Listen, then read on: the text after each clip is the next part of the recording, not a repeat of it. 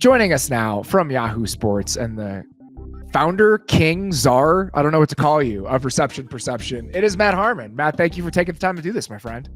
Appreciate you, buddy. I'm looking forward to it. Yeah, I mean, in terms of title, I think all those things. I don't know if I'd say king. Somebody did call me wide receiver god at some point this offseason, which I know is way that's way too high. I don't know what my official title is. I think founder, creator, wide receiver charter in chief over at Reception Perception. That works for me. What I've always loved about the work that you guys do, you consistently do this so well, is because you really dive into the granularity of what these guys are. You've done a great job at identifying when breakout players are coming. And that comes at different levels, right? We have guys who've been solid that can become stars. You know, the guy that we're going to talk about, a mold that we're going to talk about a little bit later. I remember you were such a fan of Stephon Diggs before he got traded to Buffalo and kind of had that pinned down as a monster season potentially incoming, and that's exactly what happened. So that's a jump from good to really good. We have a jump from pretty good to good. You know, these guys like Nico Collins last year, Brandon Aiyuk, players that you've liked, but for whatever reason, the situation hasn't necessarily allowed them to produce on a box score level. So what we're going to do today is we're going to try to identify the next crop of those guys. We're going to look at 6-8 different categories of receiver and try to identify who the next guy up in that mold might be, which is pretty much what you spend your offseason doing anyway.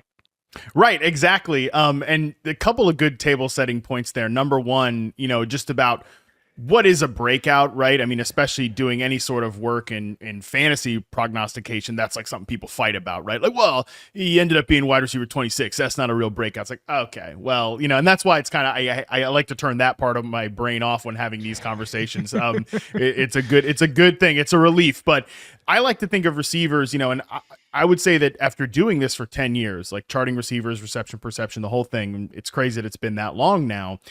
I've like almost the last year and a half wanted to sort of raise my standards with wide receivers in the league. Cause it's easy to just pick, oh, this guy's good. Well, there's a lot of really good receivers in the league. So where do players slot in? Who's a tier 1, like truly elite receiver, a tier 2 guy that's maybe like a superstar. There's a difference between those players and then some of the players that, again, exist in this wide swath of very good receivers, but maybe aren't a true difference maker. So differentiating between what's a breakout from tier 3 to tier 2 or tier 2 to tier 3, whatever, tier 2 to tier 1, that makes a big deal of difference in having these conversations. And the second point is, again, why I do what I do, which is that wide receiver production, like, this, Robert, all of your listeners are smart enough to know this isn't a groundbreaking thing, but it's so dependent on outside variables, even like the good stats, right? Like yards per route run's a good stat, but a receiver can't magic the yards per route run to himself on his own. So Nico Collins is a great example. I know he's the first one we'll talk about, but like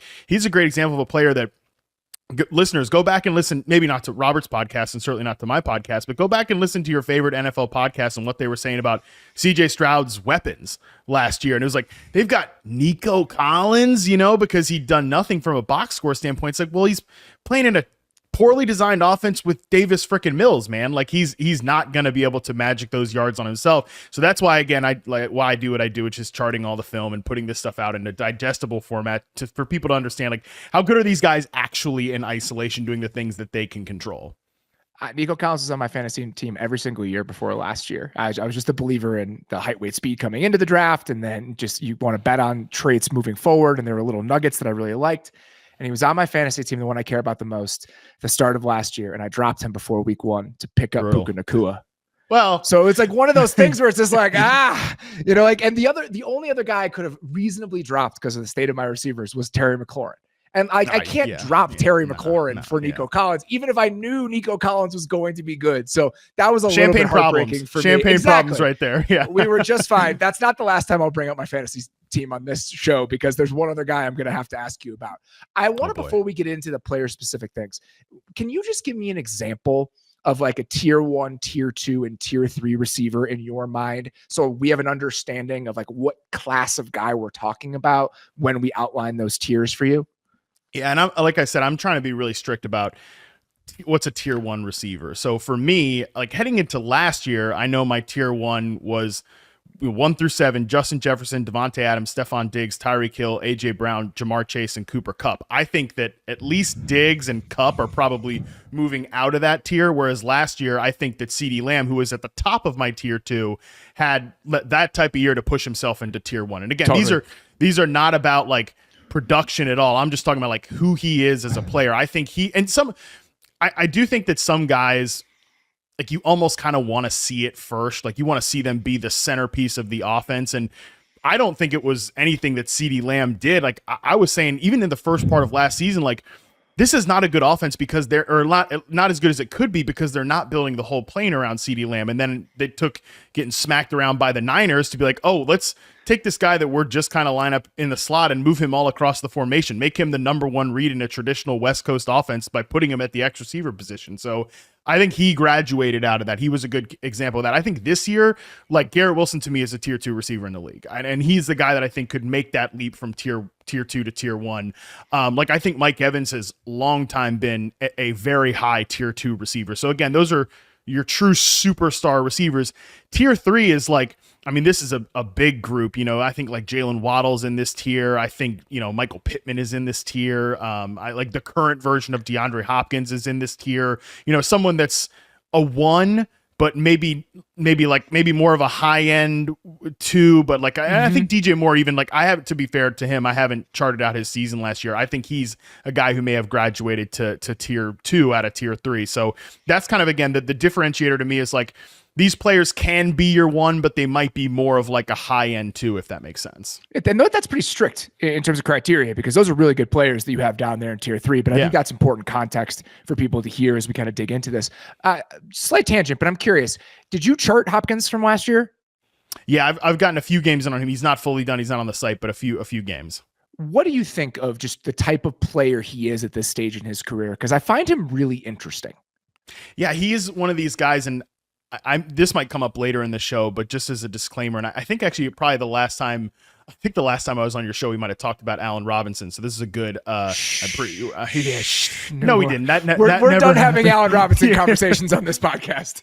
But he's an interesting player to talk about with the Hopkins thing, because my point in saying that is that the one thing over 10 years of doing this on receivers that I have the least confidence in forecasting is the age cliff or the age curve, because sometimes you see guys, and Keenan Allen's a good example of this, where like Keenan Allen can say in his introductory press conference with the Bears that he's the same player that he is. He's not the same player that he used to be. He's not as dynamic as he was at his peak.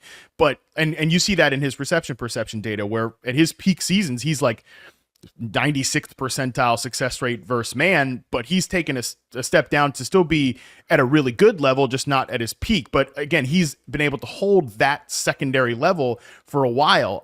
Whereas you see guys like Robinson take a couple steps back, but you know, in later tiers in Chicago, but then he goes to the Rams and he can't move anymore. He can't separate, period. So Hopkins, I think, has been on that slower kind of, he's certainly not the player he was at his peak, but he is definitely still a guy that can operate well at the X receiver position. I'm always fascinated by these guys that get longer in the tooth, that get along in their career, and like, can we make them more optimal by throwing them inside? Can we move them off the ball, right? And I think he showed some interesting signs of being able to do those, because I've always liked him as a separator on short and intermediate routes. And I think that separation was still there his final year in Arizona, and still there his last year in Tennessee. I just don't know, you signed Calvin Ridley, who my number one complaint with Calvin Ridley last year is like they're having him hang out at X receiver and run go routes and comebacks. And I think almost 50% of his routes that I charted last year, Calvin Ridley, were 9 route, comeback, co route. That's really low percentage stuff. So you don't have how to did tell those me, two man. things? You don't have to tell me. So how do those two things overlap, I think, is difficult to say, but I think Hopkins is still a really high-quality tier 3 receiver that can be your 1. I just wonder if he could be more maximized moving around the formation. I'm totally with you. Going back and watching him last year, I was actually really impressed with the work that he did out of the slot. And with the current guys that they have, it just doesn't feel like he's going to profile there, because not even with Calvin Ridley playing off the line of scrimmage, they have Tyler Boyd, who's like a 98% who's a pure slot player. And so, but with Hopkins, and you're talking about Keenan Allen, one of the reasons that Keenan Allen has been able to extend his career the way that he has is he's a slot receiver. Like that's what he is, and that's where he's best. And it's funny because we've always thought of DeAndre Hopkins as this like big bodied outside the numbers guy. First of all, he's not that big. DeAndre Hopkins is like 6'1". And second of all, somebody tweeted this earlier this week. I apologize. I can't remember who it was. They're saying that if you look at the contested catch percentage numbers for DeAndre Hopkins, they're actually pretty low over the last few years. And I think part of the surprise from that is that we have come to misunderstand what sort of player DeAndre Hopkins is at this stage of his career. And he's a different sort of player, but can still be an effective one. And I'm not sure how many people have gotten to that realization yet. Yeah, I think that was Jacob Gibbs from I think it was, CBS. yes. Jacob's a great follow. JA Gibbs _23, I think on Twitter is his handle. He posts. I might reference him again because I have something else that might fit in here. But yeah, Hopkins is interesting again because his peak seasons as a separator, like in reception perception, 77% success rate versus man, 76.5%. Those are really high quality numbers. I think he's always been underrated because he doesn't get like gobs and gobs of separation, which this is some of my problem with like player tracking data and, just like the giving more credit to the distance between you and the cornerback that's covering you and like working separation that way. Because to me, it's like open to DeAndre Hopkins is different than open to Curtis Samuel or something like that, who I love, right? And again, alignment plays so much into it. So I always thought he was a very underrated separator. And yeah, I think that contested catch, like profiling, is a little bit of just like wide receiver stereotyping. 100% agreed. I actually think that his awareness against zone coverage and his ability to kind of have a feel for the position is underrated at this stage of his career. And that's kind of why I wanted to see him deployed in a slightly different way, but not sure we're going to get that with the guys and the personnel they have in Tennessee. Okay, let's move on to the questions we actually wanted to dig into here. And let's start with Nico Collins. The goal here is to try to find maybe the 2024 versions of 2023 or 2022 players. So let's start with who in your mind might be this year's version of Nico Collins and how we would go about identifying that player. And the way that I would describe this year's Nico Collins is essentially somebody with an encouraging charting profile whose situation profiles as a significant improvement in the current season. Yeah, so I don't have like a perfect example of this because, again, if you go back and look at Nico Collins in his 2022 season, 71% success rate versus man, 74.5% against press. Those aren't elite numbers, but we're talking like 74th percentile success rate versus press. That's a really high quality mark for an ex receiver, a guy who's going to play on the line of scrimmage. I just thought he was, again, completely underrated and was, again, getting that quarterback upgrade. So not a perfect example here, but in terms of a guy that I think is underrated and I think his playing time should improve is Dontayvion Wicks from the Packers. Here we go. This is the thing. Everybody has said this the entire summer. I know. And that's why like this is not unique. So I had like I have a backup name too that's a little bit more of a deeper cut, but let's dig into Dontayvion Wicks though. Sure. What about his profile? I don't mean to poo-poo that, but it's been every like analyst and film watcher's favorite player to break out in 2024 has been Dontayvion Wicks, but you actually have the granular reasons that this would happen. So give me the numbers about why you're confident about Dontayvion Wicks. Yeah, so first of all, if everybody's in consensus, it's definitely not going to happen, especially on a receiver, especially on a receiver depth chart where there's like, I'm a huge fan of Jaden Reed. His charting profile is really good. He's coming off a great season. Like Christian Watson and Romeo Doubs are good to some degree, and they have like all these other guys at tight end, running back, etc. So it is a really crowded offense, and like there's no way to get around that. But again, Dontayvion Wicks, day 3 rookie, lined up multiple places last year. He took 64.6% of his sampled snaps outside. He was in the slot 30.2%. He was even in the backfield as kind of like a pre-snap motion player on 5.2% of the snaps I sampled for him. He's off the line on 54.9%. He's on the line on 45.1%. So a guy that you get glimpses of playing all 3 receiver positions, which I think is going to matter to get on the field here for the Packers in year 2. But really it is his route running. It is his separation. 72.2% success rate versus man. That's a great indicator. Like bottom line, I can give you all these numbers with reception perception, data points, etc., and I will, because I think it's important to take a player's profile in its full sense and use that contextual data to talk about every piece of thing. But like if we're talking about breakout receivers, if you're going to be a guy that lines up outside and you beat man coverage in reception perception over 70%, like we're interested in those players. Like that's just kind of the quick and dirty way to do it. So Wicks checks that box, but you look at like some of the routes that he was really successful on getting open, out routes, slant routes, curl routes. So I think he's a 3-level player. That again is another thing that's really exciting to me. I just thought he looked very disciplined as a route runner, in control once he kind of got things figured out. So a player that got a little bit better as the season went on too. So on any other depth chart, I'd be like, there's no way they can keep this guy on the bench. It's just a crowded and very young room. He's also a very young player that makes it difficult here in Green Bay. I love him. I mean, I love watching him last year. He's just one of those guys, you watch him run routes and the first thought is he's got it. Like there is something to that guy. He meets the eye test in every way that you want to. Outside of opportunity, what I wanted to ask you is, if everyone is in on this, where could we be wrong? So beyond the target share and beyond that room being crowded, is there anything about him specifically as a player that you think we might be overlooking as this chorus has erupted about what sort of a guy he might be in 2024? It's really hard because I thought he showed good ball skills towards the end of the year. I thought he really snuck up on you after the catch. He went down on first contact on just 41.7% of his in-space plays, which is, You're again, not playing for me, ball with me here, huh?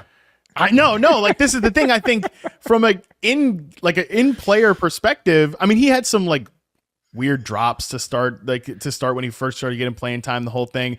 I think what could just be difficult is that I talk about him as a player that can play all 3 different positions. He can win in multiple ways. Maybe he ends up being like sort of a jack of all trades, master of none type, which would end up making him like a pretty clear 4th receiver for them. That is definitely possible. And like, yeah, when he gets on the field, he's going to be really productive in these per route metrics. But because they have a guy in Jayden Reed, like I said, I think he can play a little bit outside, but he's primarily going to be a slot receiver for them.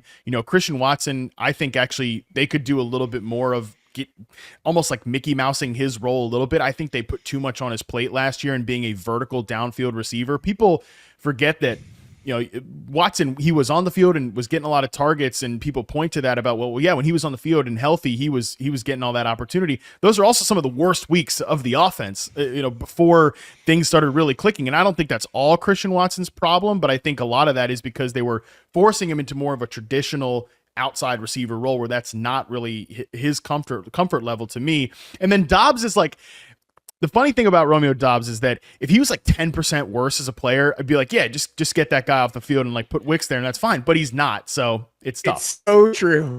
He's exactly on the line where I understand it. I understand why he's getting these opportunities. He's just less exciting than pretty much everyone else within the offense. And he's gotten so much better from where he was as a rookie. If you just think about how crisp he plays and just how reliable he is as a player, all that stuff. With Watson, it's like, part of me just wants to see him used as speed seasoning and not have as robust of a role as he does. And I understand that's difficult to do when you consider draft capital and some of the flashes that we've seen from him. But as I think about the room holistically, him just as like the vertical option that actually isn't a target magnet and is more just a piece of how everything else fits together, that version of the Packers offense, I think, is the most intriguing version to me. Yeah, so I think when you go back and look at his route tree from year 1 to year 2, like his screen route percentage dramatically drops off. Like they ask him to do a lot more real deal downfield receiver things, which to me is just, he's the only thing I like Christian Watson, but the only thing I push back on is that people kind of seem to think like, oh, as long as he stays healthy, it's wheels up for him. No, there's still like a lot of developing and room to grow for him as a player. And again, this concept might come up when we talk about, maybe some other receiver situations, but with Romeo Dobbs specifically, I'm obsessed with this idea, Robert, of like the sacrificial X receiver or the sacrificial backside receiver, as these smart offensive coordinators and play callers want to do so much with like pre-snap motion and, running guys full speed at the snap and all that. Well, you can do that, but you also kind of need somebody to just, if you're going to, like, let's say we have Christian Watson and Jayden Reed doing all this fun stuff over here on the quarterback's front side, you kind of need somebody to just like eat grass on the other side and run routes and just line up on the line of scrimmage and do almost like what's become the dirty work or the non-sexy work for some of these offenses that don't have that X receiver, which I think Green Bay right now is still one of those offenses. And like Dobbs is just really, he's good in that role. So that idea of the sacrificial X receiver is something that's been on my mind a lot this offseason. He's one of the forefront players. It's interesting, even if he's probably the least exciting of the four, but he has the clearest role. Like the archetype of what he is the most obvious, even if I think he's the least exciting player among that receiving group. You said you had another answer to this who might be this year's Nico Collins question that was not Dontayvion Wicks. Who is your secondary answer? Yeah, and I'm of the three players like Nico, Wicks, and then this guy, I would say that I'm the least excited about him and just high on him overall as a player. And I think like Nico Collins, I would consider right now in that second tier of receivers, like in the league, what we talked about at the top. I don't think Jahan Dotson is ever going to get into that second tier, but I think he is a guy that like people thought Nico Collins, people that weren't watching games thought Nico Collins was like an actively bad player. I think if you look at Jahan Dotson's like per route metrics and target metrics, the whole thing, he looks like an actively bad NFL player because he was just out there. Just not a productive player last year. Period. Period. End of story. But that offense last year, I don't know how you felt about the Commanders' offense, but because like I'm a longtime Terry McLaurin guy, I like Jahan Dotson as a prospect, and like my dad is a weird Sam Howell fan. I actually spent a lot of time. He's a UNC guy, so you'll see like Drake May too. But I spent a lot more time. Also, I live in Virginia, so close to the team and all that stuff. I spent a lot of time watching the Commanders offense last year. And that was, I think, if I was to sit down and rank like which offenses I enjoyed watching, they're one of the bottom three teams. I thought it was really poorly designed. You got so many dudes out there running routes and like getting designed targets, like truly designed targets to these non-needle moving running backs and tight ends, the whole thing. I think Dotson, again, doesn't look like a superstar at all in reception perception. Maybe like at his best is a good, decent number two, but again, in this season where he wasn't getting targets, he was running a lot of these wind sprints. He's still like a 79% success rate versus zone player, right around 70% success rate versus man. I think that he can be the second receiver in that offense alongside Terry McLaurin, which again, not super sexy, but somebody that can do much more from a production standpoint than what he's done so far. And that's why I appreciate the work that you guys do so much, because that's what we're trying to separate here. It's like, this is a guy who so many people have soured on because he was a first round pick. There were glimpses as a rookie. He falls off huge in year two. I'm sure a lot of people got burned in fantasy. A lot of people are probably like, I'm done with Jahan Dotson, but there are reasons to hold on to a little bit of hope. And that's why they all subscribe to my site. They also another guy I wanted to talk about. He's not necessarily this year's version of anything, but we haven't talked about his situation much on the show. And I felt like you were a good person to have this discussion with because you were always a fan of his. And I think can really bring some good context about what he is as a player to what the Niners should do. And that's Brandon Aiyuk. So as you went back and looked at Aiyuk's season last year and how he's profiled over the last couple of years, and we're thinking about those tiers and where he fits into the position hierarchy as a whole, what sort of player is Brandon Aiyuk in your mind at this stage of his career? Man, as you mentioned, I've always been high on Aiyuk to the point that he was kind of like my favorite bet to break out going into the 2021 season after his 2020 rookie season. Because you look back at that rookie season in reception perception, 75.7% success rate versus man, 77.6% against press. I mean, those are incredible numbers for a rookie season. That, like I said, that says go all in on this type of player becoming an eventual superstar bare minimum. He obviously did not he was not a superstar player. He's barely playing in the first few weeks of the 2021 season, which ironically is the season that I launched the website. I was like, oh boy, we're gonna have to close down shop. I like Brandon Aiyuk might literally destroy my career. This is brutal. We know there was the whole doghouse situation. They put a lot of effort into like grooming him into the player that he now is today, like a guy that blocks his ass off, is like a detailed technician. I wasn't from a route running perspective with him coming out of college. I thought he was a little bit of one of these like kind of wild horse route runners, not just fully a detailed technician yet. It's crazy to think what he's become now, which to me, I think he's one of the best route runners in the league. Like talk about where I rank these guys in real life, the receiver tiers. Like I thought he was a tier two receiver coming into 2023. And obviously he had an incredible season last year. He's like, his profile actually I don't know when we're putting this podcast out, Robert, but like by the time it's out, it might be up on the site. And like, let me tell you what, like it's gonna knock people's socks off, because he's like a 90th percentile player almost across the board. I just think, to me, I know there's contract, complications. They got to think about paying Purdy at some point. They're paying other players, McCaffrey, Debo, Kittle, the whole deal. They have a great roster, but I struggle to see how this offense can be maximized without an Aiyuk type of player on it. This actually is a great tweet from David Guattieri, who does really good work in the fantasy space, but there have only been a small handful of players who have averaged 3+ yards per route run on 400+ routes since 2010. Victor Cruz, Andre Johnson, Julio Jones did it 3 times in a row. 2015, 2016, 2017. Absolutely absurd. Cooper Kupp, Tyreek Hill twice, and Brandon Aiyuk and Nico Collins. If you look at just some of those, think about some of those seasons. Julio Jones, 2015, 2016, ex-receiver in Kyle Shanahan's offense. Andre Johnson, ex-receiver in the Kubiak-Shanahan offense. Nico Collins, ex-receiver in the Texans, Shanahan, Bobby Sloak, offshoot offense. Then Brandon Aiyuk in this offense in San Francisco with Kyle Shanahan last year. We get caught up in like the gadgety receivers and like some of the designery stuff that Shanahan does, and all that stuff is great. But to me, this offense is fully maximized when you have a high tier 2, or somewhere from Nico Collins to Julio Jones, one of the best receivers to ever, put on the cleats. When you have that guy in that X receiver position, you can get like these truly special seasons. And Aiyuk is that A+ level press man beater. I just think you remove that guy from this offense, this thing is going to look dramatically different, and for the worse of it. His connection with Purdy and the element that those two guys bring on downfield, outside the numbers type throws, when they just take them and when they're available, they didn't used to have that. That wasn't a part of this. And their ability to tap into that last year took this thing to a different level. And I just don't know if you can get that with somebody who's 75% as good as he is. I don't think you can. So now the question becomes, what are the practicalities of this, right? So Matt Barrows, who covers the Niners very well for The Athletic, reported, I think it was last week or a couple weeks ago, that the Niners had recently offered him a deal about $26 million a year.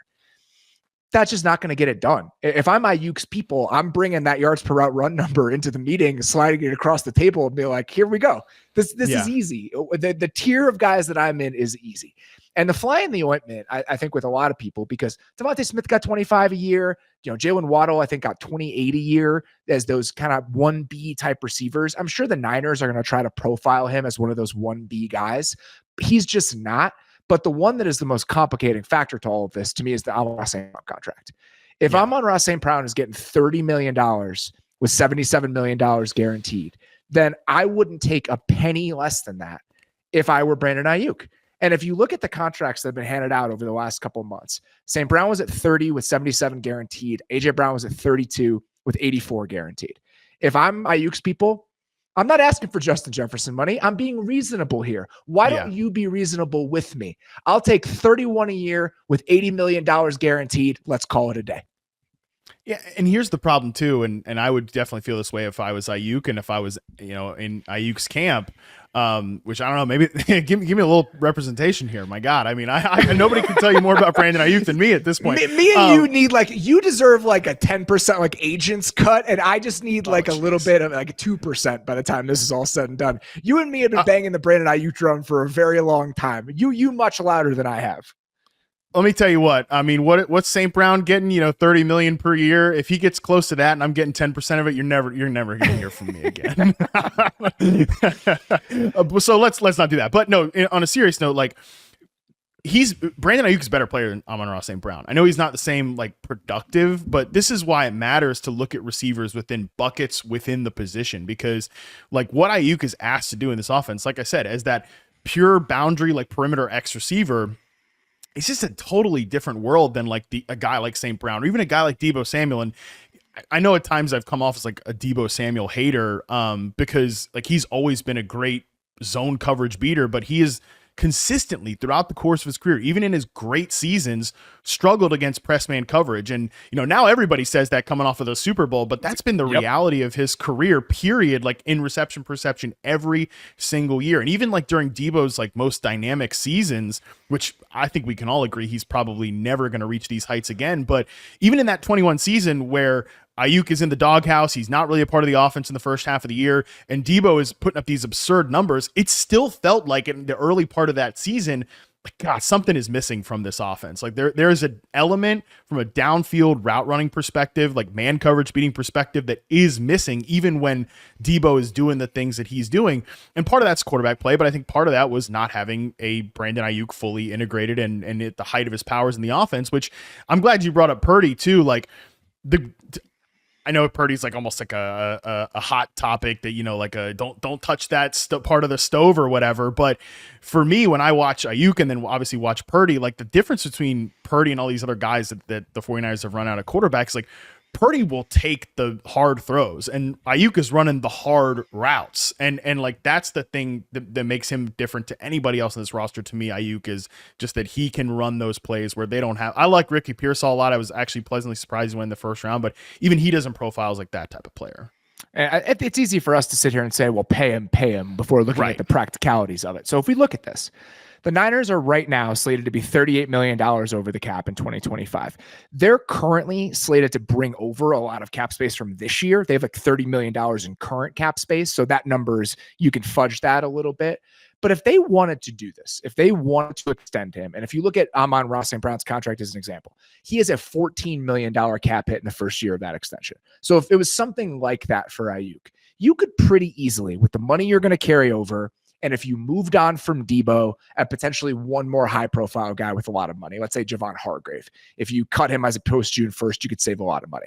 They could pretty easily fit Aiyuk's deal into next year's financial situation. And then in 2026, it gets a little dicier. You got massive cap hits for Bosa and Warner. You're going to have to pay Purdy by that point. But theoretically, you could do it. Trent Williams is a huge question. Like if you wanted to restructure his contract at some point, either going into next year or whenever, he's going to be 38 years old in 2026. He'd have like a $45 million cap hit if you move some money around. So it's not going to be easy for them to do, but they could still probably fit it in if they were willing to make concessions elsewhere, including maybe moving on from Debo next year. And if I had to choose between them, it wouldn't even be a conversation. Yeah. Like I'm choosing the younger, harder to find, less injury prone, rarer talent. And I think that that's Aiyuk by far when you compare the two of them.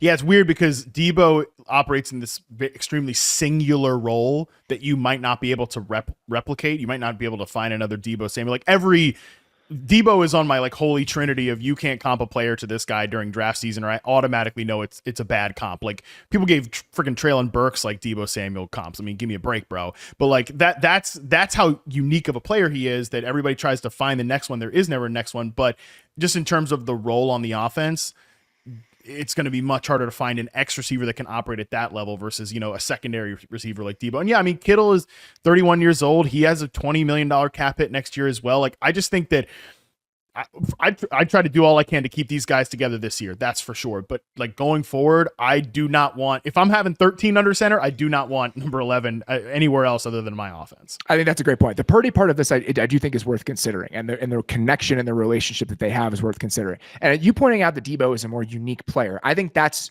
probably right. But if you're trying to find the best version of your offense as the Niners, if you could get a player who is 75% of Debo or 75% of Aiyuk and slot them in, I think that you'd have more value and your offense as a whole would be better with the 75% of Debo than it would be to the 75% of Aiyuk, if that makes sense. Totally agree. Yeah, 100%. The other part of this is they could franchise him. And I think that should be on the table because that gives you less flexibility, right? Because your $25 million, which is probably what the receiver tag is going to be, is going to hit the cap all at once. And this isn't a situation like the Bengals where you could eat all of T. Higgins' 25 or the $21 million tag because you're not really up against it financially. The Niners are. So that flexibility, I think you could maybe prioritize that.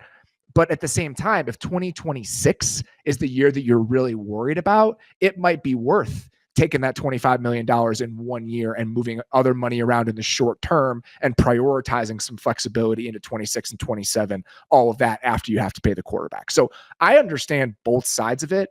I think no matter what happens, and based on the timeline the Niners have, he should be on the San Francisco 49ers in 2024 and 2025, whether it's on the tag or on some sort of extension. The thing is, like, if they were going to trade him, like, if you're trading that player, you better get the AJ Brown trade package. Like, I've seen people throw out, like, what about a second round pick? I mean, second round pick for a player of Brandon Aiyuk's caliber, that's insane. And if you look back at AJ Brown, his last season in Tennessee was 21, 78.8% success rate versus man in that season, 84.6% against press. I mean, just an absurd, like, obnoxiously good receiver, even if the counting stats didn't play that out. Aiyuk is going to profile that way. And I mean, he did even last year in reception perception in 22, not 23. So yeah, last year, you know what I'm saying? Like in 23, his data is going to be right there with AJ Brown's previous, like last season in Tennessee. I think that's they're very similar players. Just the arc of where Brown is, that if you're watching him, if you're looking at him from like a per route metric, you're looking at him in reception perception, he was an elite receiver in disguise, similar to like the Stephon Diggs situation in Minnesota. And then it became obvious when he goes to a new team where the offense is just more built through him, where he was that featured guy. And the same thing would happen to Aiyuk if he was on another team as well. So, I mean, it should happen to him on this team once they move on from these other guys. So that's what I would be trying to do if I was the 49ers. Like, I wouldn't even entertain a trade discussion if it didn't include like the AJ Brown package, which I don't know that they're going to get at this stage of the calendar. And also and even next year, if they wanted to tag him and see what might happen with that. But do you think the Titans would do the AJ Brown deal again? I certainly don't think they would. So even if you're getting the return that the Titans did in the AJ Brown deal, the Titans are now having to scramble and pay Calvin Ridley because they ended up trading AJ Brown. So that's another situation where it would easily happen in San Francisco. Debo hits a wall. They move on from Debo at, say, after the 25 season. And then you're sitting there in 2026 with Ricky Pearsall and looking at your roster saying, man, it would be really awesome if we had a Brandon Aiyuk type of player that we could drop into this offense with Brock Purdy. So it's going to be fascinating to watch. But again, we hadn't really dug into that. Let's stick in the NFC West and get back to our who is this year's version of X type of conversation. Puka Nacua.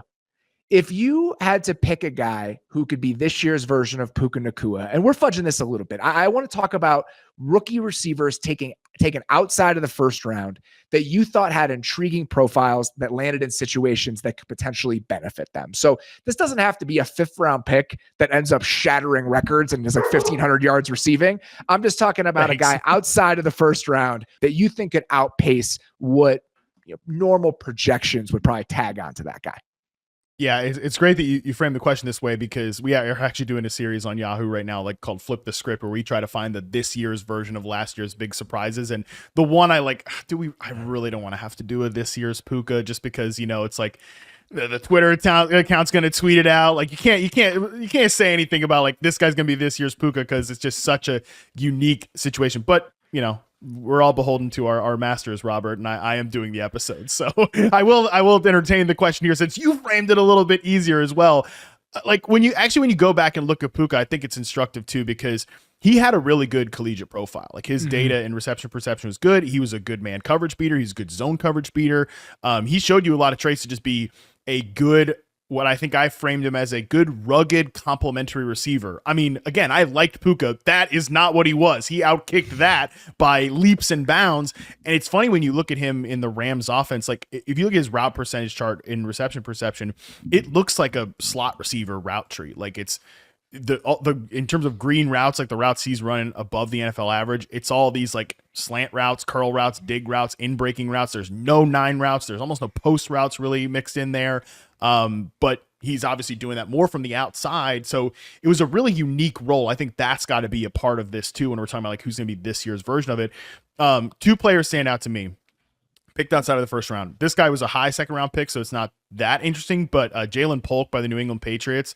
I really liked Polk's game. 83.5% success rate versus zone coverage. That's 81st percentile against just all prospects. It was actually tied for tied for best in this class with his teammate Roma Dunze, ironically. So Dunze, great player. I think Polk shows you that ability to work over the middle of the field. Again, dig routes, these big post routes, crossing routes. He's got good hands. He's got build up speed, and that's a team that really needs somebody to emerge in that role to me. So from I got, again, the opportunities there. I don't know how he's going to be utilized in this offense because we don't really know who Alex Van Pelt is, but if they're going to do anything that sort of resembles what the Browns were doing last year with like Joe Flacco, right? This like big quarterback who could push it off play action, which you think that certainly Brissett can do that, but definitely Drake May if he hits his potential in there. I think that works well with these big in-breaking routes that Jalen Polk has did on film, and I think could give the Patriots this year. One of my stops I'm most looking forward to as I go through to training camps over here over the next month is I'm going to New England for the first time in a while, and very excited to chat with people there about what this might look like and the Alex Van Pelt of it all. So I think you and I both intrigued about what the structure of the offense might be. I totally get that with Polk. How do you feel about Javon Baker? Where were you at with him as a prospect coming in? Because this is one of those offenses where I did a show with Ben Gretsch last week. We were talking about uncertainty as opportunity in fantasy, and who the hell knows who's going to get targets here? Who the hell knows what the roles are going to look like? So in your mind, how much of a candidate for a big role or for some productive work is a Javon Baker coming into the league? Yeah, it's a great question because I actually had these two guys graded in the same tier in terms of like my stacked prospect rankings, and I had where Polk went is kind of where I had thought Baker could have gone, and they get this guy in the 4th round, and their skill sets are very different. Like the role I kind of outlined for Polk there is more of that, maybe 30% slot player, but probably more an off-ball outside player, a flanker, just like Puka did a lot of that stuff. Even if he was an outside receiver, he was off the ball, so he could do that like build up speed, which I think is a really big part of his game. Polk should be that. Whereas Baker, he was just, and it's weird because he's in this Big 12 offense, it's kind of wide open. It's a little bit messy from a translation perspective, but he's an outside receiver on the line of scrimmage. Like he very much profiled as an X receiver to me. He showed an ability to win against press man coverage, albeit again at a lower level of competition, but this is the guy that ran a 9 route on 35% of the routes I charted for him, which is just, again, nutso stuff. But the fact that he still has like good success rate versus man zone press while running all these vertical routes is super encouraging. So I thought he went a little later in the draft than I expected. And you're right, when he stands out, if you look at this receiver room, because, Pop Douglas, Demario Douglas, definitely a slot receiver, a bit of a weird slot receiver because he's more of a man beater than a zone beater, which is not really typical with that receiver archetype if you're going to play inside. But I still think he looked like a nice player as a rookie. And then like these other guys they have on their roster, they still have Juju, they have like KJ Osborne. None of these players look like an X. Maybe Kendrick Bourne can be their X receiver because he is a decent man beater, but he's coming off a major injury. That's what makes Baker so interesting, is that he sort of stands out as one of these things doesn't look like the other in the receiver room. I think that's exactly how I would think about it. It's like his role and the fact that there's nobody like him within that group right now. And the way that you've just talked about Polk, Douglas, and Baker, that all fits together. Like in an ideal world, you can play all of those 3 guys together. And I wonder what the opportunities look like early, because if you talk to people in Green Bay last year, they understood a little bit of outside pressure to potentially add a veteran or two to that mix, just because it's a real challenge and it's kind of dangerous to go into a season with a group that looks like that. But look at how it benefited them. Letting those guys learn on the job and letting those guys get all of those snaps. We think about the Packers completely differently right now than we would have if they had Kendrick Bourne as their number 1 target earner all of last season. So I'm curious how the Patriots go about this, because even if there's certain comfort in lining up veterans and giving those veteran options to your young quarterback, I also think that not creating roadblocks to opportunities for these sorts of young players, there are benefits waiting on the other side of that for you.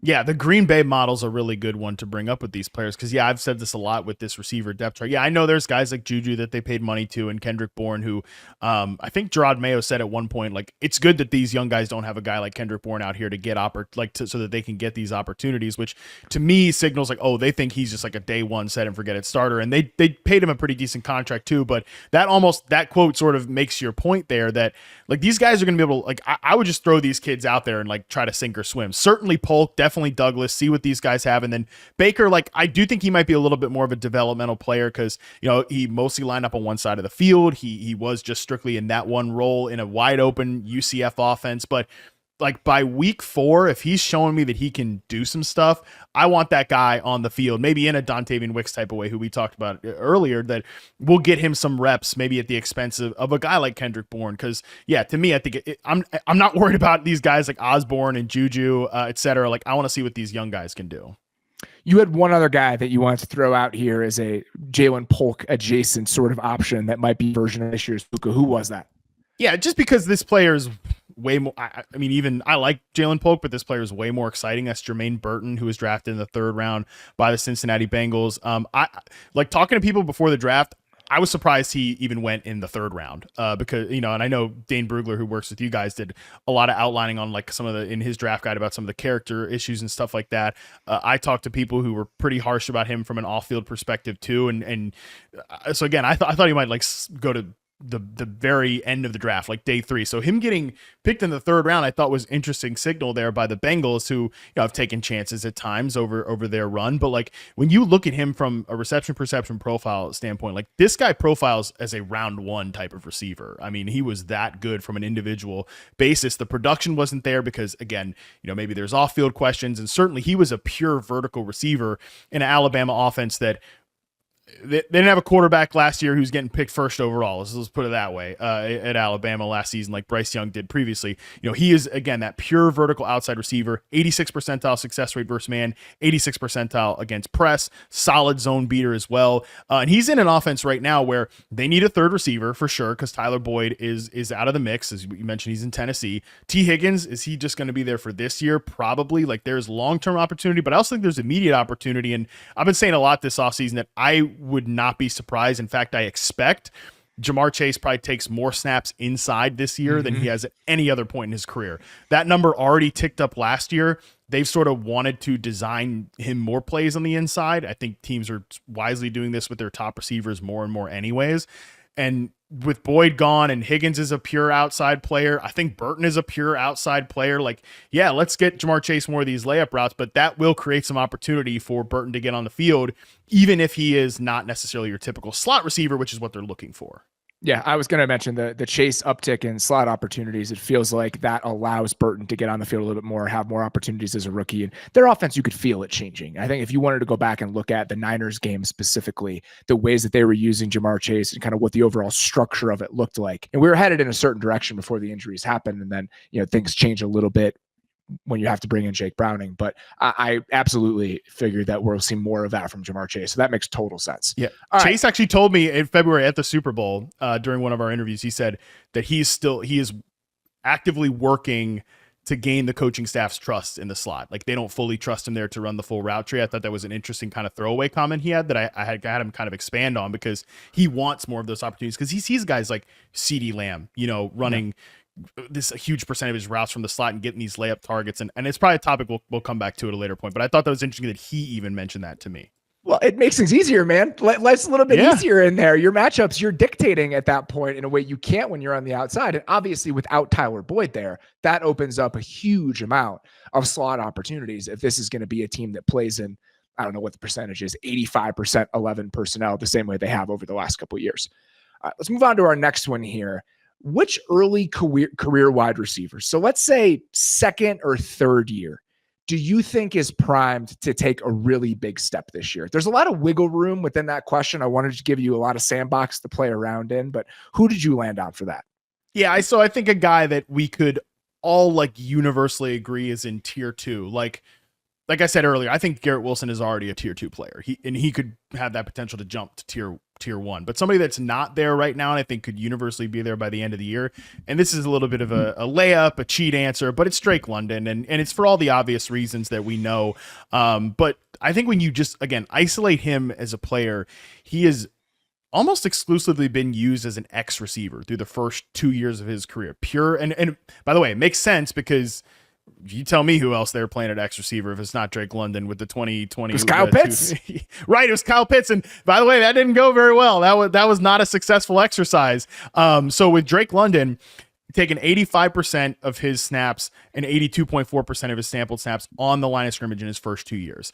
I think that number's coming down this year. I think they're going to use him in ways like not fully like they use Puka Nacua in LA, but obviously Zach Robinson coming from that coaching staff. But there's some, crossover there. And again, like to bring up one of my Super Bowl interviews, Puka Nacua said his favorite route to run was a dig route, especially off like dagger concept. I did a whole breakdown on this on my YouTube page showing like that going into that conversation, looking at Puka Nacua's route tree and then looking at Drake London's route tree. 11.5% of his routes last year were dig routes, 79.3% success rate.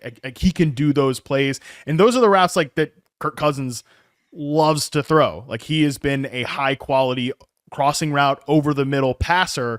The quarterback synergy, which is super important when we're talking about this guy making this leap, that is a big box check to me. But also, like, let's just say in the off chance, things don't work out with Kirk Cousins, they took a quarterback 8th overall. Everybody's aware of that. Michael Penix is much more of like a outside the numbers, like give my guy chances. Drake London also does that really well. Corner route success rate really high, out route success rate really high. So this is just a player that I think is overall, I think people generally think that he's a good player, and I think he's a good player too. All of his RP metrics are at the level that you want of a guy to be your number one receiver. But I wonder if he could be even further maximized beyond the fact that we know he's not played with good quarterbacks. He's played in Arthur Smith's offense, the whole thing. Like I think from a role and deployment perspective, we might even see further maximization with him going forward. That 11.5%, I assume the Rams guys are even higher than that. I mean, if you look at it, the numbers I deal with aren't as granular, but if you look at just in breaking routes or in cuts on True Media, like the Puka, I think led the league pretty comfortably. And Drake London, even if you profile him as somebody who would be good at that sort of stuff, it's not that high. It's like 20th to 25th among all receivers. I would assume after this season is over, he's going to be in that Puka range and how often he's running those routes. And I love that for him because I think his skill set perfectly aligns with what he's going to be asked to do within this offense. Yeah, the players, and I haven't charted out the full league yet. Their guys are going to be added to the site throughout the course of the summer. A lot of receivers in the league, if people weren't aware of this. The top 3 players in dig route percentage that I've charted so far: Puka, only guy, like far and away, number 1. Number 2 is Nico Collins. Number 3 is Dontayvion Wicks. So these guys that come from that tree, and I think that's going to definitely be Drake London this year. Anybody else other than Drake London, who I totally am with you, after going back and watching him and then just thinking about what he might look like within the Rams offense, it's hard not to be excited about him, Kirk Cousins, the volume that's coming his way. He checks every single box. Anybody other than Drake London in that 2nd or 3rd year camp that you think is primed to take a big step this year for one reason or another? Yeah, I think there's a lot of 2nd-year receivers I like, but I think that one guy coming out of the charting process that, kind of I thought had a better rookie season than some people thought was Jaxon Smith-Njigba, who again, from some of these like production-based metrics, not really a good rookie season, but the usage was weird for sure. People have harped on that a lot about it. The early season kind of like almost being used as a Rondale Moore type player. My favorite parts about him as a collegiate prospect was his ability to win in the intermediate area as a separator and as a route runner. That's, I think, what you saw last season. He just didn't get the ball thrown his way that often, which like it was easy to see coming beyond the fact that he had a preseason injury, which, man, I mean, Robert, you know this, like receivers, unless you're Odell Beckham, like if you miss time during the ramp up to the season, like unless you're a total freak show like that, you missed any sort of time in the ramp up to the season, it can be really difficult, especially when you're working with a veteran quarterback who has real deal built-in chemistry with these 2 rock star receivers. Like it was just going to be tough for him to get the ball in year 1. I think this year's interesting with Ryan Grubb coming in there, who I think is going to emphasize more of those intermediate routes that I like to see JSN running, and even like bigger post routes. Like he can definitely do that stuff too. He's got a man coverage success rate that makes me think he can play outside as a flanker. Tyler Lockett, I love Tyler Lockett, long time, like reception perception Hall of Famer is Tyler Lockett, but he's another year older. I think JSN is primed to take a pretty decent step in year 2 after a rookie season that showed a lot of under the radar decent signs. If you look again, the alignment of what the offense is structured like and what his skill set is, you can just drop him into what Washington was doing last year. And it's very, very easy to picture.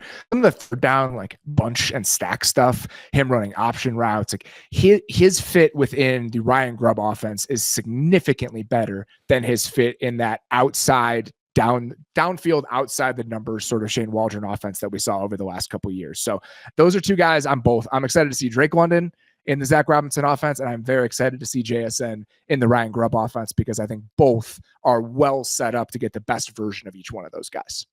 Yeah, you inspired me now. I think I might tweet out the JSN route chart and the Jalen Polk route chart, because just looking at those back to back, they actually look pretty similar. So I think that's a good comparison there. Is there a receiver in your mind that we think we know? We think we've gotten enough exposure to this guy where we have an understanding of who he is, but will look like a different player in 2024 because of a change in situation, whether that's a quarterback, a play caller, just one of those, potential or burgeoning stars that you think is hiding in plain sight? Yeah, and I'm going to go with Chris Olave here, and I'm aware he still has Derek Carr as his quarterback, which, Robert, I don't know where you are with Derek Carr. To me, just like, he is what he is. But like, how big is the gap of like Derek Carr to all these other guys that has gotten the boost from playing in, a Shanahan offense, which is what I'll kind of expand on here in a second. I don't know. I didn't come on your show to say good things about Derek Carr. So let me just get that out of the way.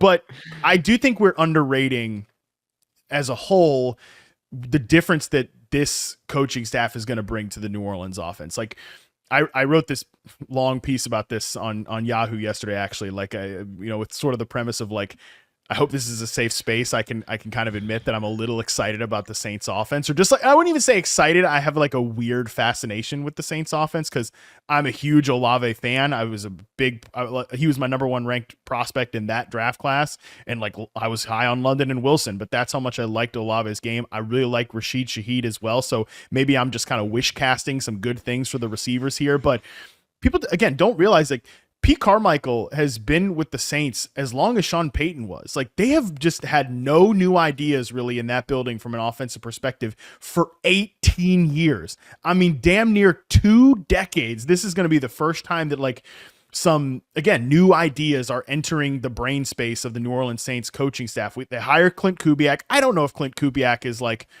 the next guy, but he's certainly going to bring some of the Kubiak Shanahan ideas here. And when you look at Derek Carr last year, according to PFF, among quarterbacks who took 20+% of their team's dropbacks, dead last in play action percentage. You look at the Saints from a motion perspective, pre-snap or during the snap, dead last. I mean, even if we get those to like the median level, tell me why Chris Olave, who I think, again, we know who he is. We know he's a great route runner. He was, from a reception perception standpoint, really similar first 2 seasons. I am always curious then when a guy does that, what's year 3 going to look like? Is it going to be leveling off at that level? And like, okay, maybe he's a guy that doesn't quite get into that tier 2 of receivers, but is a very good one. Or is there going to be another step here for him? And I think part of the way that you can take that next step is you're using an offense that's going to give you a lot more layups. I mean, Chris Olave, his rookie season, 7.4% of the routes I charted for him were a slant route, Robert. That is dead last among all the players I've charted since 2014. I mean, we are talking hundreds and hundreds and hundreds of player seasons. And it jumped up all the way to 13% last year, which is still not very high. So I think he's going to get a lot more layups. I think they're going to bring a lot more modern concepts to this offense. So like, yeah, God help me. Dennis Allen is still the head coach. Derek Carr is still the quarterback. I do think, again, weird fascination with what the offense might look like this year in New Orleans. Well, we're afflicted with the same thing, and that we have a weird fascination with Chris Olave. So you saying this is not surprising to me, and you're preaching to the choir here, unfortunately. The issue is, if you're looking at this from a fantasy perspective, there's no discount to be had. He's going as like the 16th overall player on Underdog, which is, that's part of this, right? Like, we've gotten so much sharper as a football watching community that it's harder for guys like this to sit under the radar. I unfortunately have like a pretty tough decision. I have him at like essentially half, or let's say 2/3 of like market value for a number 1 receiver in a keeper league. And I have to decide if I want to pull the trigger. And I think that my undying love for Chris Olave, even if the value might not be there, is going to force me to do it, unfortunately. Yeah, that's a good thing to point out. There is no, like in fantasy, no discount on him. And that is pretty crazy for a guy that has averaged 79.5 catches, 1,082.5 yards, and 4.5 touchdowns in the 2 seasons that he's been in the NFL. Like, that doesn't scream, 13th overall player or whatever he's going as. But man, again, I think that there's nothing about his skill set that says he should be leveled off there. There were definitely some plays left on the field last year and a little bit of weirdness last year too, where he was like arrested mid-season and, Derek Carr is screaming at him for not fully running his clear out routes. Cause that's a thing we do now, I guess. But I just think overall with him as a player, he can be deployed in such a fashion that makes him reach that ceiling. But yeah, certainly from a fantasy angle, you're kind of already paying for that. Similar, the other guy you wanted to mention here, I think, is kind of the same conversation. Somebody that even if the production hasn't been there, there's no discount coming, and that's Garrett Wilson. Yeah, I just think that. Look, I know this is not not a revelatory thing to say about Garrett Wilson because everybody I think realizes he's good, but I don't think people realize just how good Garrett Wilson is. And so Garrett Wilson last year, 93rd percentile success rate versus press coverage, 96th percentile success rate versus man coverage and reception perception. Robert, these are the players that have done that again since 2014 in reception perception history. Stephon Diggs, Michael Thomas, Odell Beckham, Antonio Brown, Devontae Adams, Allen Robinson, A.J. Brown, Justin Jefferson, Tyler Lockett, Terry McLaurin, and now Garrett Wilson. If we want to throw like another bit of context into it, I mentioned like the press and man numbers, but the players that I would say like are inarguably elite players that I just read off there, which I would say is Diggs, Michael Thomas, Odell Beckham, Antonio Brown, Devontae Adams, A.J. Brown, and Justin Jefferson. Like the other guys, decent players. Sorry to mention Allen Robinson twice on the show. But those guys, decent players, they had their moments, but those are the guys I think are truly like elite in that group. They also cleared 81% success rate versus zone coverage, which Garrett Wilson did last year. That is the company he keeps from an isolation perspective. So if he has a season with Aaron Rodgers healthy, that he has like a 2022 Justin Jefferson season, like the individual film breakdown of him in reception perception backs up that is within his range of outcomes. I wonder what his odds are for like leading the league in receiving or leading the league in catches. I assume it's decent because again, in fantasy, you're not getting a discount. I'm just wondering where you can cash in on these Garrett Wilson projections and where he might be slightly undervalued. Probably not as many places as you'd hope. Yeah, that's why it's again like kind of a throw. I wanted to throw that one in there just because I think that's a really interesting note that, I mean, this guy does look like second year, like his second season looks like second year Justin Jefferson. And like, it's easy to know like what Justin Jefferson is now. And I mean, everybody knows he's great, but like, if you actually do go back and look at that season, like he had a bit of a weird contested catch rate. It was like the separation was all there. Just a few things went this, that way and the other. And he was super productive in that second season because he was playing with, Kirk Cousins in a normal offense, not Tim Boyle in the Jets offense last year. So he's just on that rocket ship upward trajectory where if by, freaking October, we're all saying he's a tier 1 receiver, 0% surprise there. I want to talk about some of the bigger picture takeaways that you had from doing the charting this year. Let's go to the flip side of players that you're excited about. Is there anybody whose trajectory or whose charting data left you a little bit worried? Somebody who maybe we would profile as taking a step forward, but the numbers would lead you to indicate that it's not heading that direction? So I think this is a great place to have the Jameson Williams conversation, Robert, because and I don't know how much have you talked about and like thought about Jameson Williams on your show this offseason?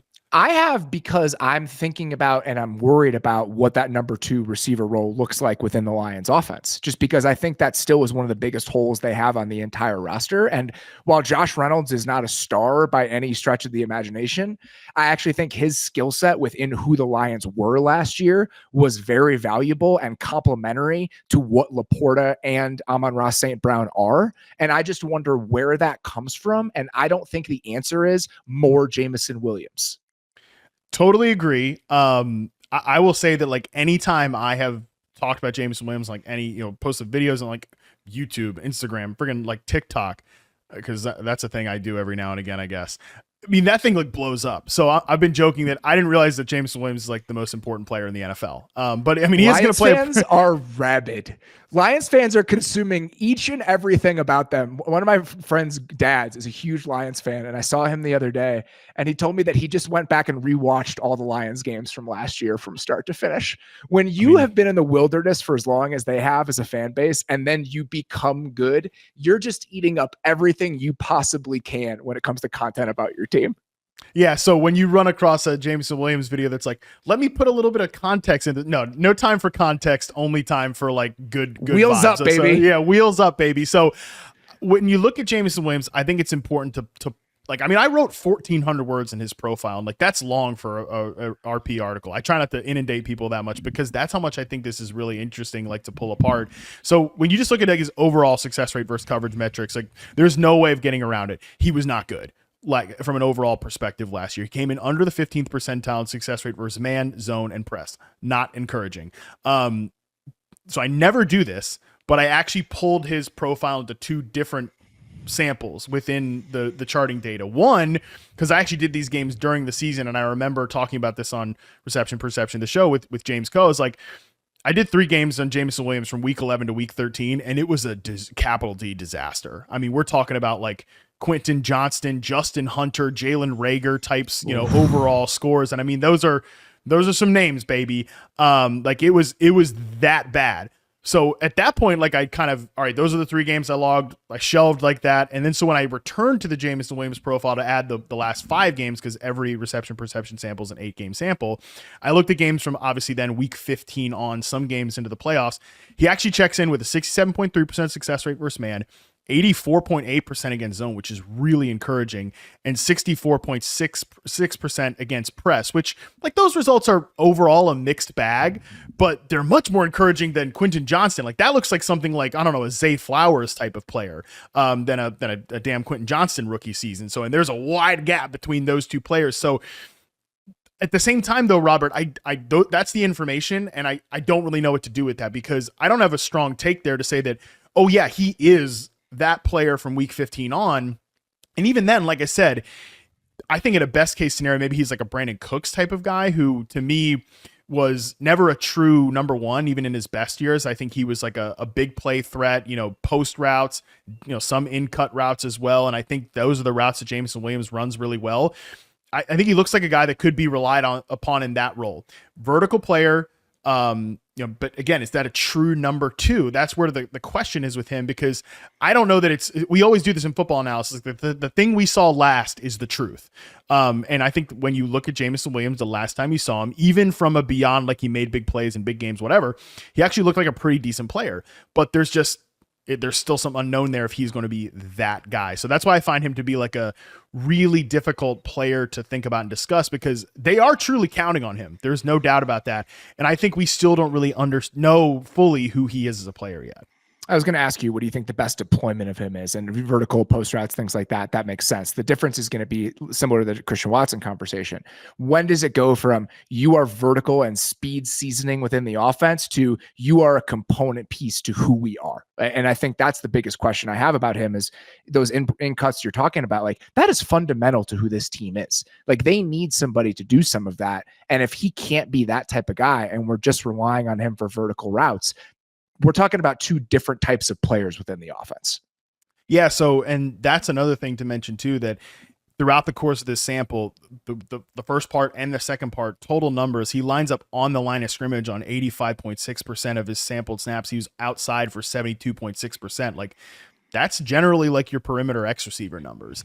And even again, in a best case scenario, I'm not 100% sold, because honestly, Robert, even from a prospect profile perspective, I didn't think that vertical X receiver was his best deployment. The Christian Watson example is really good. Like that's the type of role I'd like to see him in, is sort of off the ball, being used on some underneath stuff, hit him on slants and drag routes where he's got space to run. And then, yeah, you're going to hit him on vertical routes, but like working back to the quarterback, that wasn't his strength in college, and it's certainly not been his strength in the NFL. And like, if you're going to line up as that Aiyuk type of outside perimeter on the line of scrimmage player, I'm going to need you to work back to the quarterback a little bit and work against man coverage in that way. And that has been the weakness of his game, even dating back to his really strong college season. It's funny because even guys that the way you're talking about working back to the quarterback and being more than just a speed option, like my mind goes to like somebody like Tank Dell. Like when you watch Tank Dell play, and like he, even as he's a smaller kind of undersized player, he can do that kind of stuff. He can throttle down in that way. And it's just funny that you can watch a guy and pretty quickly determine whether or not he is or is not that type of player. And I just don't think that we've seen that with Jameson Williams to this point. Yeah, Tank Dell, nuts. absurd player. 80% success rate on comeback routes, 87% success rate on curl routes, like the routes that you're mentioning. All 80% success rate on flats, comebacks, outs, and corners, which is the outside breaking routes on the route tree. Like the fact that this dude is like 100 and whatever pounds, and he's a rookie receiver and winning like at that level on big boy outside breaking routes, it's like, I mean, that receiver core is just insane. Watching him and Zay, those are probably my two guys that I just love on those vertical outbreaking routes. I just think they set them up so well. And that's why I'm so bullish on both of them, because like you mentioned, that's the big boy stuff. If you can do that, then a whole world opens up to you. And I think both of them, Tank probably being better at them in the moment, but Zay showing the flashes. It's why I'm encouraged about the trajectory for each of those guys. Yeah, I couldn't agree more. I didn't throw Zay Flowers into this. I didn't throw Tank Dell into this, but those are two players that, based on their charting profiles, like more so for Zay because he had a lot of like design touches and stuff like that. That's not all his game, man. He I don't want to see him that way. I don't care about him that way. I think he is more than that, and I think he is better than that. I think it's a tough thing when you're an offensive coordinator like Todd Monken. You get there and like it's just so obvious that this guy is dynamic in the open field. I mean, he breaks tackles at an absurd rate for somebody that's that small. And you're just like, look, we're trying to manufacture offense here. And like, this is the guy. We're not manufacturing offense with Bateman, who at that point in the season wasn't even healthy and is not that type of player at all. Odell Beckham's not that type of player. Nelson Aguilar, he's not that type of player ever, obviously. So I think that was why Zay started the season that way. But you can even see from week 1 last year. I mean, lining up against cornerbacks on the outside against the Texans, which ended up being, decent defense. And he was running like these outbreaking routes against man coverage. So yeah, he's definitely a player that I think is on an upward trajectory as well. If you just look at the overall charting that you've done and doing it as an exercise, what were some of the biggest surprises as you just look at all of the data in total? So I'm really grappling with this concept, and I'm curious to hear kind of what you think about this and how you're like where your brain is on this. I'm really grappling with the idea and like honestly struggling with the concept of like the 1B receiver archetype. Your T Higgins, your Jalen Waddle, your DeVonta Smith. I think I mentioned that I'm trying to be a harsher critic of receiver play and like raise my standards of what is like all these tiers that we talked about earlier. I've generally, throughout the course of charting receivers and working on this stuff, just kind of thrown out like, yeah, this guy's not the one on his team, but he could be a one on another team. He's a 1B receiver. Well, Robert, B is the second letter in the alphabet. You're still saying like that's a number 2 receiver. And I think what's made this even more difficult to me is like those 3 players specifically that we just talked about. T. Higgins, Jalen Waddle, DeVonta Smith, especially with the first 2, like what did we say with Jamar Chase earlier? They're getting him a lot more snaps in the slot. They're getting him a lot more snaps off the line of scrimmage. Like he is the better player, but they're doing things to make his life easier.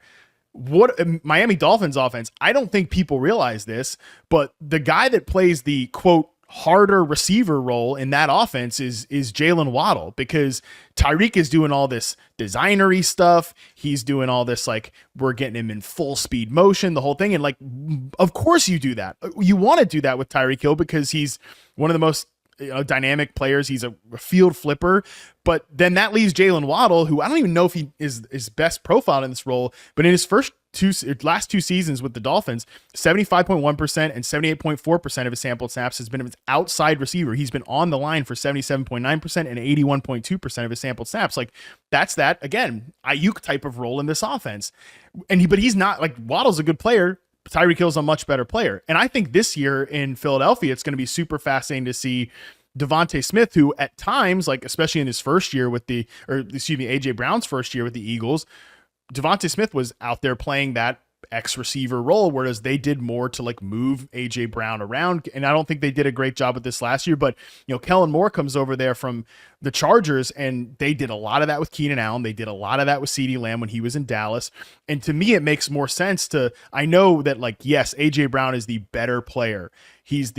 You look at just an overall success rate versus man and press and RP, like he's the better press man beater. So like you want to throw that guy out at X, but like you also want to get AJ Brown these like open field opportunities. So I really struggled with this archetype of the 1B receiver for 2 reasons. One, because I think teams are doing more than ever to get their best players in these optimal positions to win, even if they don't need that. And none of the 3 players, Chase, Hill, or Brown, need that sort of catering. But two, just again, like, yeah, I think maybe DeVonta Smith could be a one on another team. I think Waddle maybe could be a one on another team. Higgins is the guy I actually think I'm the least bullish on, which is interesting because he's not locked up long term with the Bengals. Like but again, without that proof of concept, I really struggle with sort of the projection of it. I think our understanding of what a number one and number two receiver has to be has just shifted.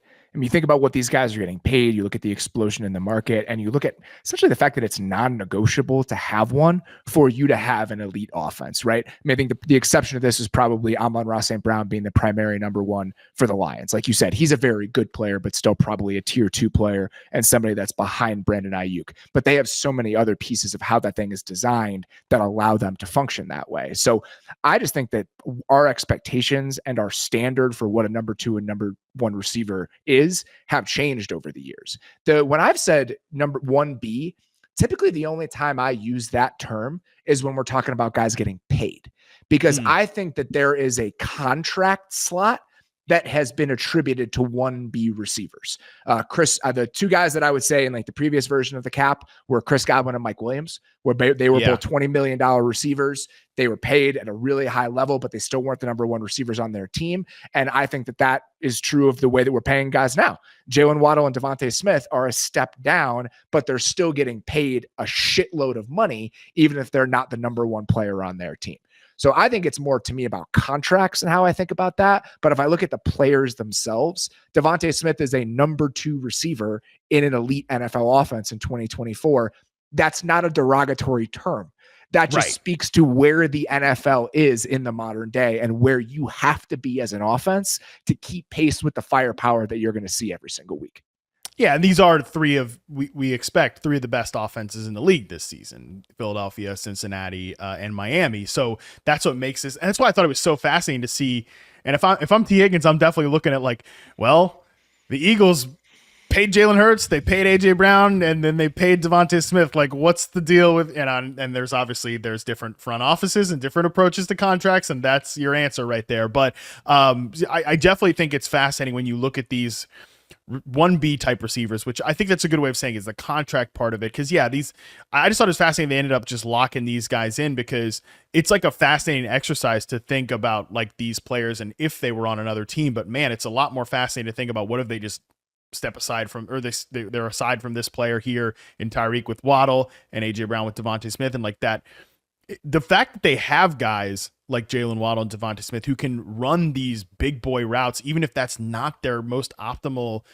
I think for Waddle especially, I'm super fascinated if at some point Tyreek Hill moves on and Waddle is there. Like, do they leave him in that role or do they put him in Tyreek Hill's role? Because man, I think he could go, potentially go crazy in that role. Even if I think I would say he's a tier 3 receiver in the league, and I think all these guys are at least tier 3 receivers in the league. So just fascinating to think about the deployment of those players and how that actually having these guys who maybe aren't true elite ones, but they're maybe this 1B contract level of players, and how that can actually help you maximize a truly elite receiver, even if they don't necessarily need it. How the Eagles can do this and how the Bengals can't. The Bengals front office, I think if you showed them the way that Eagles contracts were structured, they would have them tried for witchcraft. Like, it would be so far beyond their ability, like what their brain could grasp. But that's not a shot at the Bengals. They just do things very, very differently. You have the most innovative, cutting edge, aggressive front office in the NFL, and you have probably the most conservative front office in the NFL. And that's probably why T. Higgins is not going to be a Bengal and DeVonta Smith continues to be a member of the Eagles. All right. Last one here. Just you can rattle these off. We don't spend a ton of time on them, but I want people to just have these names in their minds as we get toward fantasy drafts and get toward the season. Who are some of those reception perception darlings that we haven't hit, but your numbers like maybe a little bit more than the general public might guess?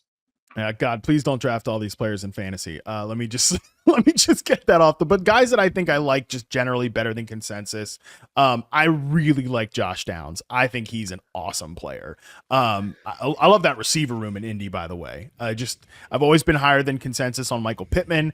I think Downs showed extremely well in his rookie season. I mean, we're talking about some insane separation stats for Josh Downs, like just a guy that knows how to get open. I know it's kind of a singular role. I'm aware he plays in the slot. That's easier coverage. We've talked about that a lot here, but man, he's a guy that just knew how to get open in his rookie season. Like I said, I mean, unbelievable separator against man press, zone coverage, a 93rd percentile success rate versus man coverage, 82nd against zone. I think he's going to have a huge role in Indianapolis, and just generally really like him as a player. I've still got the candle lit for Rashad Bateman. I know.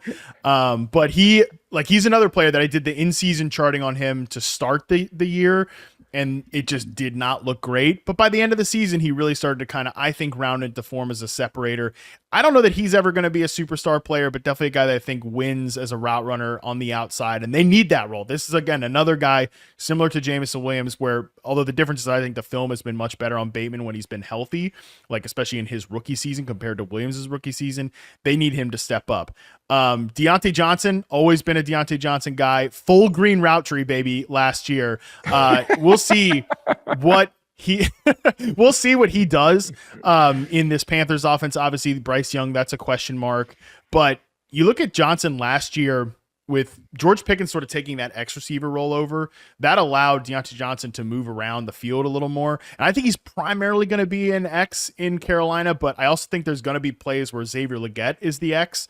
And it's not a coincidence that all the things that people get on Diontae Johnson about, like yards per target, yards per route run, all those numbers went up last year for Diontae Johnson, despite the fact that he played in, I think, the worst offense of his career last year, because he was able to we get Matt Canada out the picture. He moves around a little bit more. I just really like Dave Canales. So I'm curious to see what he can do with him. And two other guys I'll throw out here, and you can react to any of these. Rashid Shaheed, I think he's going to have a big role in New Orleans, and I was a fan of his film charting him back. And then Michael Wilson, just a little bit, again, outside receiver who had a just about 70% success rate versus man. Like I said early on in the show, we're just generally interested in that type of player. He also was kind of used in some similar ways to Michael Pittman early on in his career, where you think of him as this big perimeter receiver, and for the most part, he is that, but they use him on a lot of in-breaking routes. They use him on a lot of digs and slants and stuff like that, which is kind of the Pittman route tree. And early on in Michael Wilson's season last year with the Cardinals, when Hollywood Brown was healthy, he was playing off the ball and he was doing some more of that like flanker Michael Pittman type stuff. Then when Brown goes down, they throw Michael Wilson into that role there as the X receiver in the offense. With Marvin Harrison coming in, I just think he looks like a really nice number 2 receiver prospect for them. I'm excited about what that group could look like. And, Dortch is solid enough as your slot option. Obviously, what Marvin Harrison's going to be, hopefully, I don't say you get better offensive line play, but it's not like they had huge upgrades there. But I just am overall bullish on the ecosystem there. And I think it's a rising tide lifts all boats sort of situation with Drew Petzing. So I'm excited to see how that goes. The Josh Downs thing, this is going to be an internal struggle for me between now and when we kick off week 1 is how excited I want to be about the Colts, because I know there are reasons to be a little bit hesitant about this, and history and every single time I've been wrong about this fucking team should lead me to have more caution as we get closer, but I just don't want to not be there. I do not want to miss the bandwagon. I'm so afraid of not being as excited about them as I want to be. And then they're just all systems go as the season starts, and I've missed it. I'm going to wrestle with that every single day for the next 2 months. I mean, shit, man, you're telling me, number one. And yeah, I mean, on our fantasy show on Yahoo, like there was like a 4-week stretch where everybody I brought on the show said something about Anthony Richardson. It was just like, God damn it, dude. I mean, we're talk about a guy you're not getting any fantasy draft discount on, but like everybody had something to say about him. And then, finally Dalton Del Don, and Dalton, one of the most underrated analysts in the business, does great work. He just comes on and says like, yeah, Anthony Richardson is my number 1 quarterback this year. I'm like, bro, like, what are we, you're coming with this face melting take. It's just, that's going to be the hardest thing. And the worst part about it, Robert, is that, yeah, I mean, I think Richardson, is an interesting prospect. Pittman, like I said, I think really underrated receiver. A.D. Mitchell, dropping him in there with Pittman and Downs is just like the exact type of player they needed. Yes. And the worst part, this is bad. The worst part about this is that if it doesn't go wrong, everybody that it was a doubter, it's going to be either he couldn't stay healthy or he can't accurately throw it at all 3 levels or whatever. And it's just going to be like, yeah, idiot. We told you that this was going to happen. So, yeah, it's tough. It's tough that, by week 5, we could look like real idiots, but man, it's hard not to get excited about the play caller and get excited about the weapons. And then if this quarterback can hit, man, if Richardson can do it, like he's set up to succeed here. And the line's good. If the line was bad, this would be an entirely different conversation, because we do this all the time where we look at the weapons and the quarterback and say, oh man, look at this unit B. And then the foundation of the house is rotting. That's not the case with them. They have a really solid group. And when it's not just the talent of the quarterback, I think too often, like the online football nerd community can get too intoxicated by these toolsy players. If the play caller didn't have the goods, this would be a different conversation, but I think he does. So that's what makes pumping the brakes here and pulling back harder, because so many boxes are checked. I recorded a show with Courtney Cronin today that's going to run on Thursday, and we have a similar conversation. And I just think it's going to come up over and over and over again in the couple months before the season kicks off. So I'm excited for just getting kicked in the teeth again when the Colts aren't as good as we think they're going to be. Matt Harmon, thank you very, very much, my friend. Please tell the people where they can check out all of the things you're doing at all of the places you're doing them. Yeah, all my work at Yahoo for sure. You host a show, a Yahoo Fantasy Football show during the season. We're 5 days a week. I think people really enjoy that. If you liked any of the receiver stuff, the non-fantasy stuff, receptionperception.com. We got 3 tiers of subscription, so there's something for everybody. If you just want the basic package, literally what it's called, you get just the profiles I've written. If you literally, our highest tier subscription, Robert, is called the sicko tier, because if you want every piece of data I've charted since 2014 and any piece of data on that site that's not quarterback work, which Derek Klassen does, and he does great stuff. If it's a wide receiver, I'm the one that started that data. And if you want that, you are a true sicko. So there you go. I'm trying to remember which one I have, because I am a subscriber to Reception Perception, and I don't know which sort of account I have. I have everything I need. I guess that's what I'll say. But I have been a subscriber for multiple years. I am a huge supporter of what you guys do over there. Anytime you can get that sort of granularity with the data and really peel back the curtain about what makes these guys who they are on the field, that is invaluable stuff. And that's exactly what you guys have been doing for several years. So if you do not have a Reception Perception subscription, highly encourage you guys to go out and get one. Matt, thank you very much for the time, sir. We'll do this again very soon. Thanks, buddy. Appreciate it. It was a blast.